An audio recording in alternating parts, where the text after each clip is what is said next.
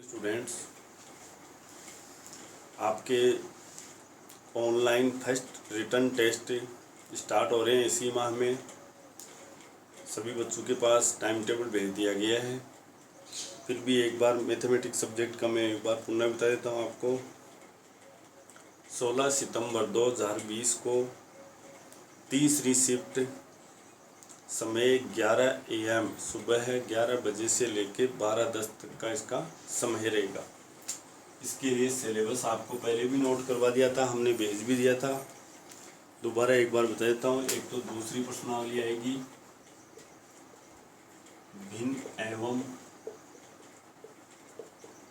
दशमलव संख्या, और तीसरा चैप्टर है हमारे पास आंकड़ों का प्रबंधन। ये तो सिलेबस की बात है। आपको अच्छी तरह से इन दोनों चैप्टर को यानी दोनों अभ्यास को अच्छी तरह से सवाल निकालने हैं, तैयारी करनी है। सभी बच्चों को ये टेस्ट अनिवार्य रूप से देना है। टेस्ट में आप ऊपर ही ऊपर सबसे पहले टेस्ट का टाइम टेबल देखें। डेट है इसकी 16/9/2020, 16 सितंबर। शिफ्ट इसकी थर्ड रहेगी। इसका टाइम रहेगा 11 AM यानी मॉर्निंग की 11 बजे से 12:10 PM तक, ये इसका टाइमिंग रहेगा। आपको नोटबुक लेनी है कोई 2 पेज की, उसमें ऊपर ऊपर लिखना है Vinayak senior secondary school Shastri Nagar Sikar. ये ऊपर ही आपको लिखना है। उसके बाद में लिखना है फर्स्ट रिटर्न ऑनलाइन टेस्ट 2020-21। ये आपको नोटबुक के ऊपर हेडिंग डालनी है। उसके बाद एंट्री जिसमें करनी है उसमें नेम, खुद का नाम लिखना है, subject, class, date and day, दिनांक और दिन। ये अच्छी तरह से एंट्री करने के बाद में आपको पेपर हल करना है। पेपर में जो प्रश्न होगा सेम वही नोटबुक में लगाएं। अपनी इच्छा से क्रम चेंज नहीं करें। तो सबसे पहले तो परीक्षा के लिए आप सभी बच्चों को बेस्ट ऑफ लक। अच्छे से तैयारी करें और सभी बच्चे अनिवार्य रूप से इस टेस्ट में भाग लें। इनके नंबर आपके मार्कशीट में जोड़े जाएंगे। उसके बाद में हम लोग अपने चैप्टर को आगे बढ़ाते हैं। तो आज नया चैप्टर स्टार्ट करने जा रहे हैं हम। 7वां चैप्टर अपना कंप्लीट हो गया, त्रिभुजों की सर्वांग समता।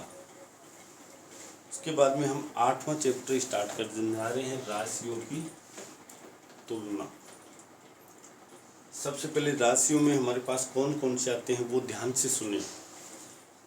आप अपने दैनिक जीवन में अनेक ऐसे मौके हमारे सामने आते हैं तो दो राशियों के बीच में हम तुलना करते हैं।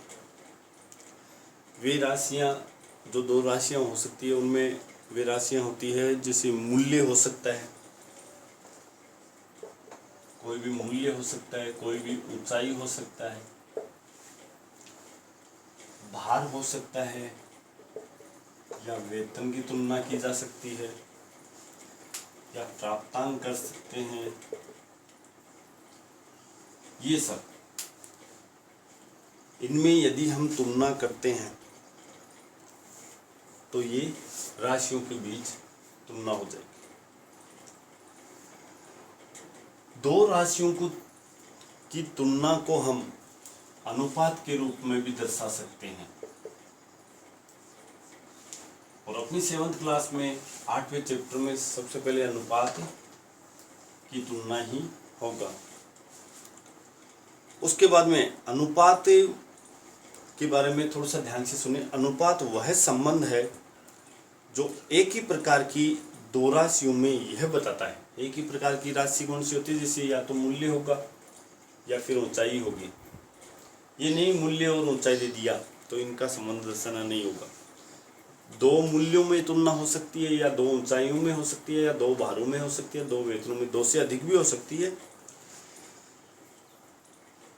जो एक ही प्रकार की दो राशियों में यह बताता है कि एक राशि दूसरी राशि से कितनी गुना है या उसका कितना भाग है, ये इसमें अनुपात में दिखाया जाता है। उसके बाद में दो अनुपातों की तुलना यदि हम समान हर वाली भिन्नों में, दो अनुपातों की तुलना हम चाहें तो उन्हें समान हर वाली भिन्न में चेंज करके भी कर सकते हैं, तब भी उसकी तुलना की जा सकती है। यदि दोनों समान हर वाली भिन्न समान है तब हम कह सकते हैं कि दोनों अनुपात भी उनका तुल्य अनुपात है। जैसे 5/6 हमारे पास ये भिन्न है और इधर हमने 5/6 को गुणा कर दिया 2 से, गुणा कर दिया 2 से, दोनों भिन्न, तो 10/12 ये दोनों तुल्य भिन्न होगी, तो ये तुल्य अनुपात आ जाएगा। फिर तो 5/6 और 10/12 ये तुल्य अनुपात आ जाएगा।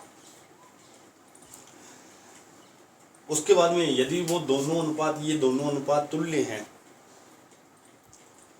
तो उनके चारों पद 1 2 3 4, इनके चारों पद हो गए ना, 1 2 3 4, ये दोनों पद तुल्य तो है ही, तुल्य अनुपात हो गया। अब ये चारों पद हो गए 1 2 3 4, ये समानुपात होते हैं। समानुपात का चिन्ह होता है इस तरह से, 4 डॉट लगाएंगे, जबकि अनुपात का ये 2 होते हैं, तो ये समानुपात बनाते हैं। उसके बाद में अनुपात है और समानुपात के बाद में आता है इसमें प्रतिशत। प्रतिशत का मतलब होता है प्रत्येक 100 पर गणना करना, प्रत्येक 100 पर गणना करना प्रतिशत कहलाता है। और प्रतिशत का चिन्ह होता है ये इस तरह से, ये प्रतिशत का चिन्ह होता है। आप साधारण संख्या को प्रतिशत में बदल सकते हो, भिन्न संख्याओं को भी प्रतिशत में बदल सकते हो, दशमलव संख्याओं को भी प्रतिशत में बदल सकते हो। और प्रतिशत में बदलने के लिए हमें हमेशा उसको 100 से गुणा करना होता है। प्रतिशत में बदलने के लिए 100 से गुणा कीजिए आप, क्योंकि प्रत्येक 100 पर गणना करना ही प्रतिशत कहलाता है। इसी तरह से यदि प्रतिशत दिया हुआ और उसको साधारण भिन्न में बदलना है, दशमलव संख्या में बदलना है, तो 100 का भाग देना है। फिर 100 का भाग देना है, वो हमारे पास साधारण संख्या या साधारण भिन्न में चेंज हो जाएगा। अब हम प्रश्नावली 8.1 देखते हैं। इसके बाद थोड़ा सा इसमें राशियों की तुलना में हमारे पास एक साधारण ब्याज का सवाल हो रहा है, तो वो सूत्र नोट कर लीजिए। साधारण ब्याज या सरल ब्याज, ये सूत्र है इसका, मूलधन गुणा समय गुणा दर बटा 100, ये पहला सूत्र। दूसरा, यदि हमें मूलधन निकालना है या फिर समय निकालना है या फिर दर निकालना है, तो तीनों की सेम से सूत्रों के थोड़ा सा ध्यान देके कैसे याद करेंगे। सभी में 100 गुना ब्याज तो लगेगा ही लगेगा, इसमें भी 100 गुना ब्याज और इसमें भी 100 गुना ब्याज बट्टा, अभी यहाँ मूलधन है हमारे पास, तो ये 3 होते हैं हमारे पास, मूलधन समय और दर। इनमें से मूलधन निकालना हो तो समय गुना दर कर दें, समय गुना दर इसके नीचे आ जाएगा। इसी तरह से यदि समय निकालना तो समय को छोड़ दो, बच गया मूलधन और दर, वो इसके नीचे आ जाएगा। मूलधन गुणा दर। यदि दर निकालनी है तो दर को छोड़ दो, तो मूलधन गुणा समय इसके नीचे आ जाएगा। इस तरह से ये हमारे पास साधारण ब्याज, मूलधन, समय और दर निकालने के सूत्र हो गए। इसके बाद एक मिश्रधन निकालने का सूत्र हो रहा है 5वां। मिश्रधन मूलधन और ब्याज दोनों को यदि जोड़ दिया जाता है तो वो मिश्रधन राशि कहलाती है। तो आइए अब 8.1 का पहला सवाल देखते हैं। ये सूत्र आप अच्छी तरह से अपनी नोटबुक में उतार लें और इनको याद भी करना है।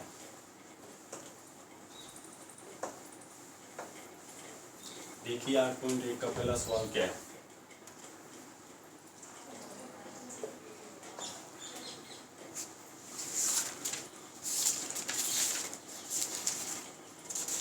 आठ पॉइंट एक का पहला सवाल है, अनुपात ज्ञात करना है। अनुपात ज्ञात कीजिए।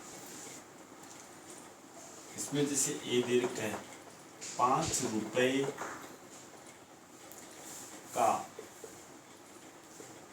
50 पैसे से।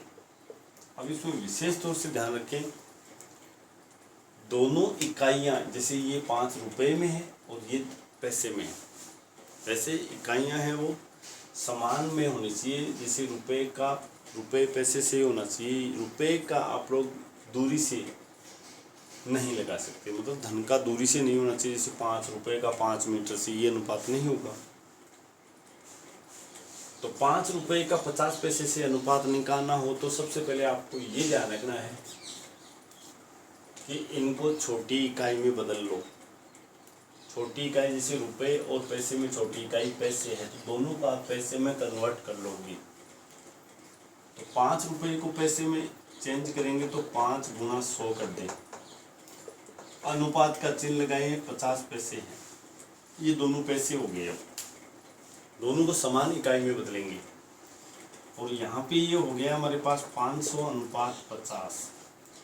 अब अनुपात को सरल करना है तो कैसे करते हैं, ध्यान से देखें। जैसे ये 0 से 1 शून्य दोनों में कैंसिल हो जाती है और उसके बाद में ये 5 का भाग इसमें जा रहा है पूरा पूरा, यानी 5 से दोनों संख्या 5 एकम 5 और 10 5 50। या फिर इसको बट्टे में भी ले सकते हो आप, इस तरह से बट्टा 50, इस तरह से भी कर सकते हो। तो 0 से 0 कट जाएगा, 5 का भाग 50 में 10 बट्टा 1, यानी कि 10 अनुपात 1 आ जाएगा। ये रहा, इस तरह से अनुपात में इसको व्यक्त करना। इसी तरह से इसमें बी और सी है, तो बी आप लोग स्वयं निकालोगे। जैसे 15 kg का दे रखा है 210 ग्राम से, और सी भी आप लोग स्वयं निकालोगे। इसमें देखो केजी है, इसको ग्राम में बदलोगे तो 1 kg में 1000 ग्राम होते हैं, तो 15 गुना 1000 हो जाएगा। अनुपात लगा के 210 कर लोगे। 9 मीटर का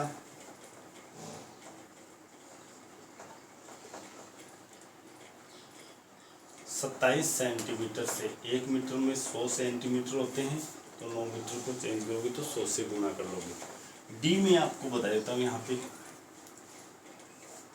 डी हमें दिया हुआ है 30 दिनों का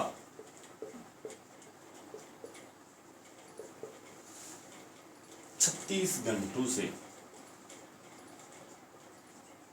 दोनों समय में है, 1 घंटे में है, 1 दिन में है, तो आप इसको छोटी इकाई यानी घंटे में चेंज कर दोगे। तो 30 दिन को घंटे में चेंज करेंगे तो 30 गुना, 1 दिन में 24 घंटे होते हैं, तो 30 दिन में 30 गुना 24 कर दोगे। अनुपात 36 है।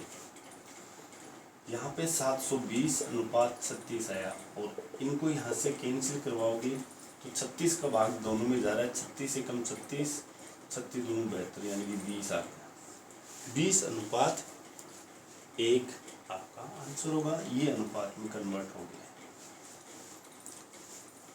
उसके बाद में 8.1 का दूसरा सवाल देखते हैं। पहले सवाल में जो बच गए 2 सवाल ये आप स्वयं करोगे, ये HW में आ गया अपना होमवर्क में। उसके बाद में दूसरा सवाल देखते हैं हम।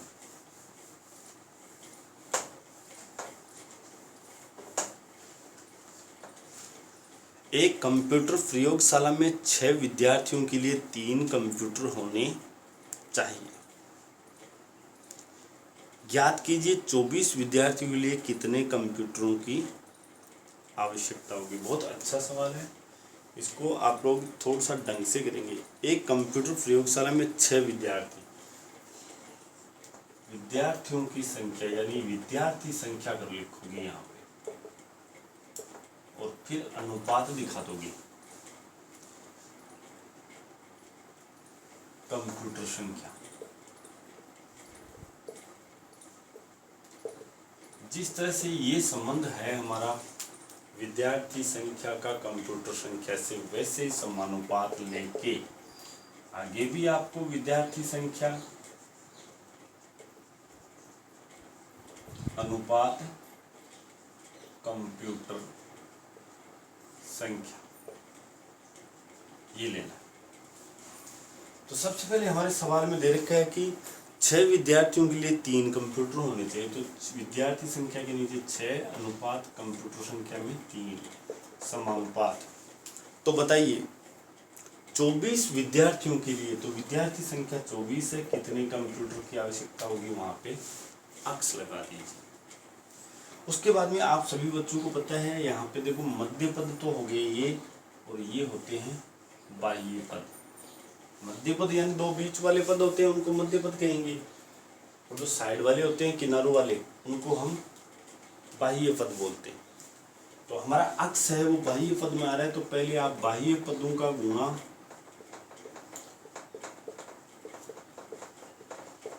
बराबर मध्य पदों का गुणा इस तरह से लिख दो। बाह्य पद हमारे पास है 6 गुणा अक्स बराबर लगा के 3 गुणा 24। ये दोनों हमेशा समानुपात में बराबर आते हैं। मध्य पद को गुणा करोगे और बाह्य पद को गुणा करोगे तो बराबर आने चाहिए, तो फिर हमने बराबर लगा दिया। इसलिए अक्स बराबर 3 गुणा 24 बट्टा ये 6 इसके नीचे आ जाएगा, और 6 से ये कैंसिल हो, 4 को 3 से गुणा किया तो 12, यानी कि 12 कंप्यूटरों की आवश्यकता होगी, क्योंकि अक्स हमारा किसकी जगह था, कंप्यूटर संख्या की जगह। इसलिए अंत में वो लाइन लिख देंगे। इसलिए 24 विद्यार्थियों के लिए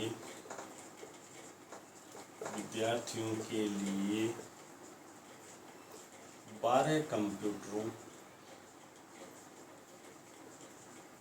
की आवश्यकता होगी। इस तरह से ये सवाल करना है। उसके बाद में तीसरा सवाल हमारे पास है, राजस्थान की जनसंख्या 570 लाख है और उत्तर प्रदेश की जनसंख्या 1660 लाख है। देखिए ध्यान से,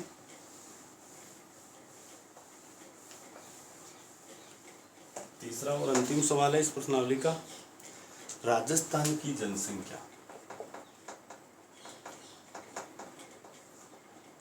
राजस्थान की जनसंख्या दे रखी है 570 लाख। ये लाख इस तरह से लिखा हुआ है, तो आप 1 लाख इस तरह से लिखोगे तो इस तरह से इकाई, दहाई, सैकड़ा, हजार, 10,000, लाख, ये हमारे पास। उसके बाद में उत्तर प्रदेश की जनसंख्या, उत्तर प्रदेश की जनसंख्या है वो है 1660 लाख है, तो आगे लाख से गुणा करवा दिया। राजस्थान का क्षेत्रफल, अब राजस्थान का क्षेत्रफल दे रखा है, राजस्थान का क्षेत्रफल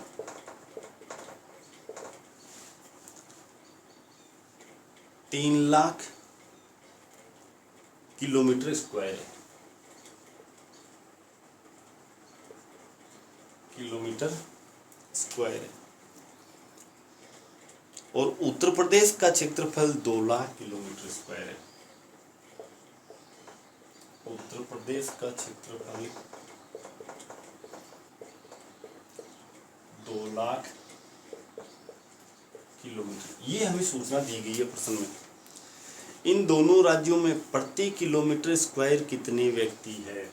तो पहला, राजस्थान में प्रति किलोमीटर